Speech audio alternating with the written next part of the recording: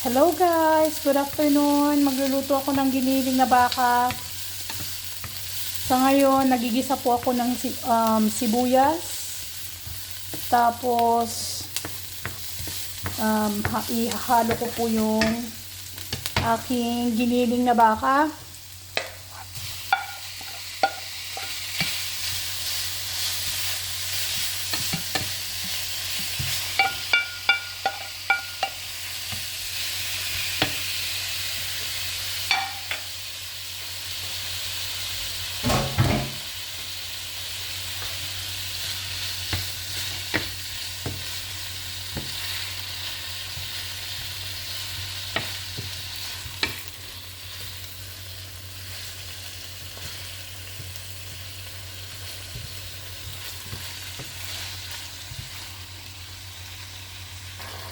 So guys, tapos ko nang nagisa yung aking giniling. Isusunod ko na po ang aking patatas at saka carrots.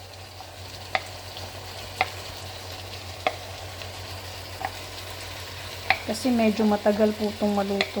Medyo matigas siya, diba? So, ito na muna yung unahin ko.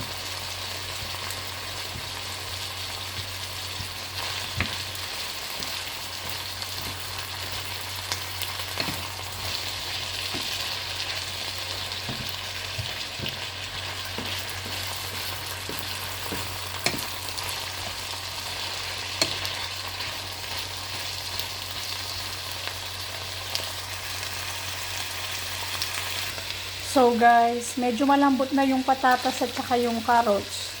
Ilalagay ko na rin po yung bell pepper.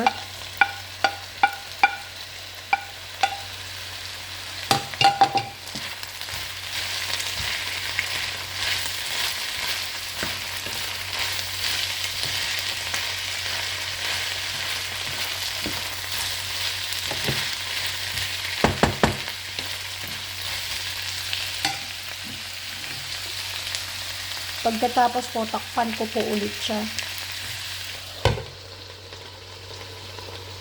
So, i-wait ko lang po ng ilang minutes. So, medyo matigas pa po yung patatas at saka yung carrots. I-wait ko po ulit ng ilang minuto. Kasi ngon lang po. Haluin ko lang po siya.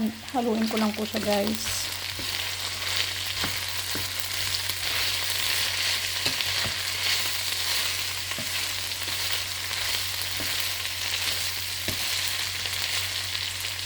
Tapos sinaan ko ng konti ang apoy niya.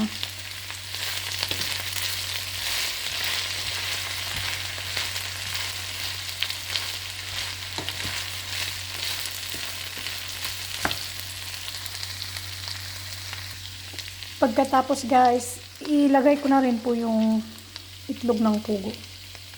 Hindi ko na po siguro ilalagay lahat kasi sobrang dami na. Yan. So, ang ganda, very colorful na siya guys.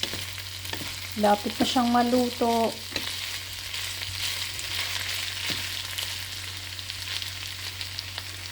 Ilagay ko na rin po yung pasas para medyo lumasa yung kanyang konting tamis.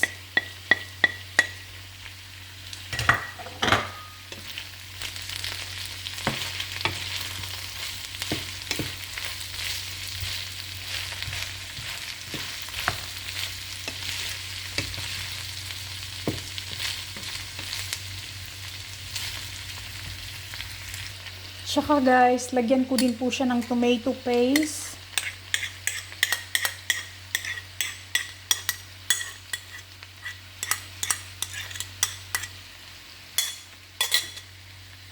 Guys, lalagyan ko na po siya ng soy sauce. Isang kutsara ng soy sauce po.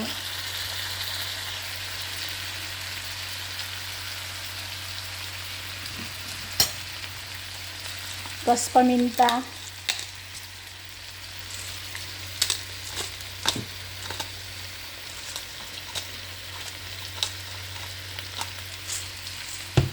Tapos ano po? Salt.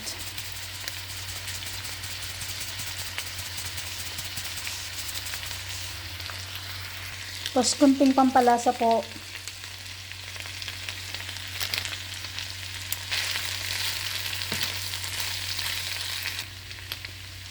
So guys, malapit na po siyang maluto. Haluin ko ulit.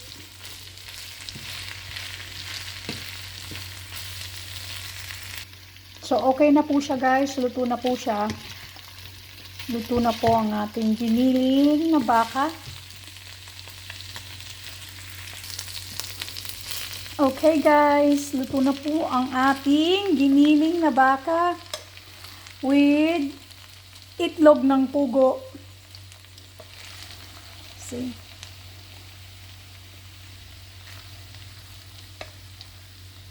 Ito na po siya guys.